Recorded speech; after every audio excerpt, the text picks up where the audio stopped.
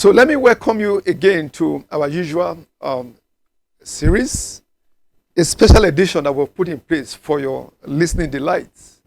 Okay?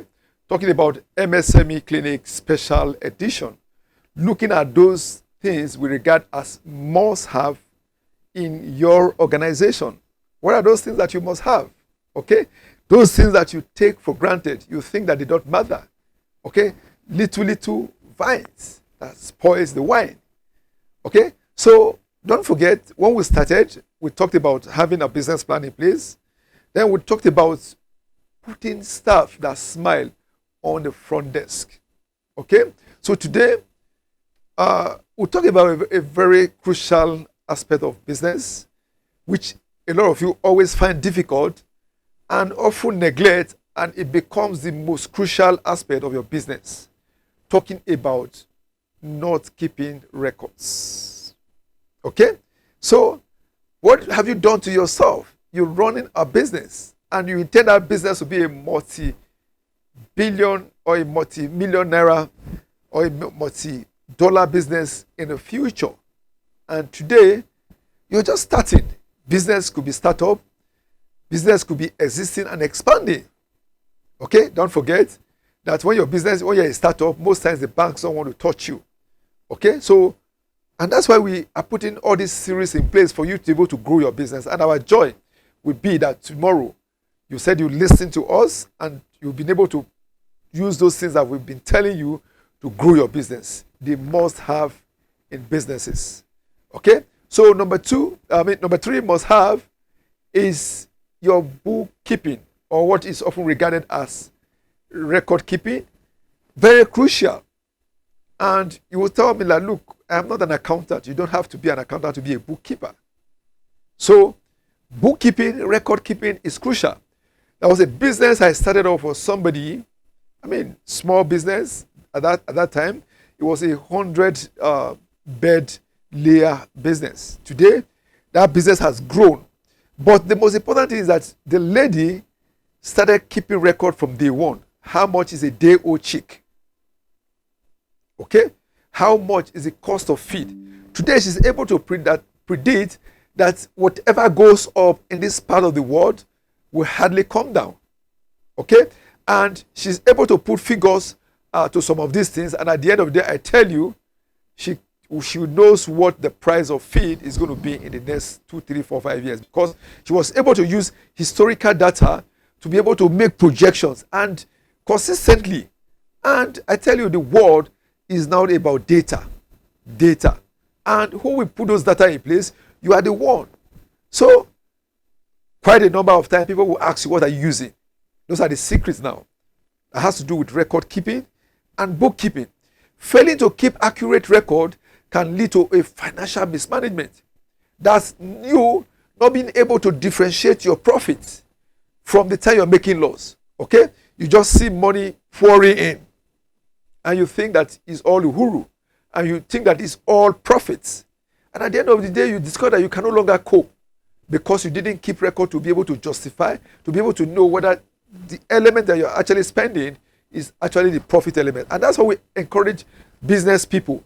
If you are the CEO, you are the founder, you are the owner of that business, just as much as you paid staff salary, you also need to pay yourself. Okay? Why not? At the end of the year, by the time you do your accounting, you discover that you have made so much money. You can set aside some money to spoil yourself. There's nothing wrong in that. I do that quite sometimes. I take time off, I look at profit, take care of staff, end of year package. I see, okay, something is left for me. Then I take a walk to go and enjoy myself.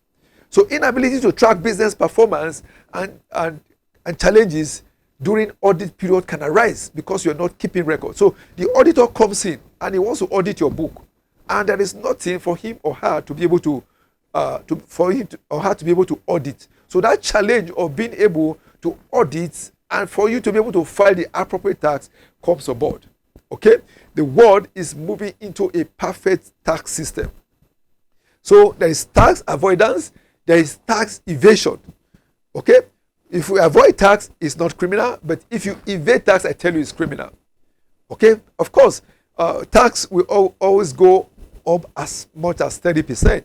So you set aside and you build that into your business. Talking about value added tax, talking about company income tax, talking about personal income tax. Responsible nations, they receive tax to be able to benefit the people. And that's why you see today in advanced world, it's criminal for you not to pay tax. And for you that is paying tax, you are able to hold government accountable. And what can give us this milestone is about keeping the appropriate records. Okay, know the type of books to keep. Okay, know the type of inventory books to keep. And at the end of the day, it's your bookkeeping or your record keeping that leads to your profit and loss, that leads to your balance sheet, to know the size of your organization, to know where you belong. Today, MSME fall into different categories. Are you micro? Okay? Are you small? Are you medium? Are you large? So a new lexicon has been brought on board to talk about nano. Are you nano? Okay? So, but in most importantly, wherever you are, whether you are nano today, you are micro, your aspiration would be to move on to the next level. Because if you have a child that is born, and after 9 months that child does not walk, it becomes a problem. So if you are a nano enterprise having maybe yourself and just one other person in your employment, you should be able to grow to micro, where you're able to employ more people. From micro, you move to a medium enterprise, and from medium to large. Then before you now start talking about group of companies. Group of companies are not just born on one day. It is born as a result of series of activities that you're doing, ideas that are coming to you, and you're making more money at the end of the day. So it makes it difficult to identify reputable areas to address inefficiency, and it thereby hinder growth at the end of the day. So I want to urge you today that poor record keeping may also damage trust with stakeholders. Okay? You take money from partners, and at the end of the day, you could not justify that money. So the partners will lose trust in you. And once partners lose trust in you, it means that you are likely going to face legal battles with them to say, look, we gave you this amount of money, and you promised us that this money was going to grow. And at the end of the day, you are now telling us story. So it also limits access to funding, not keeping records. So I tell people, bookkeeping, put smiling stuff on your face, put a proper record in place. At the end of the day, people will be attracted to your business. Just imagine when Facebook started, you had put a little of your money there. Today, your money will have grown. So similarly, think about your business that way, to say, look, business is going to become a conglomerate tomorrow. It's going to be a global business. So the best way to do that one is to look at these salient things. Talk about bookkeeping, talk about putting smiling stuff in your organization, and putting record place. So I urge you to wait for the next edition of this special edition of those things that you must have and the limitations at the end of the day. So do have a great day, and thank you.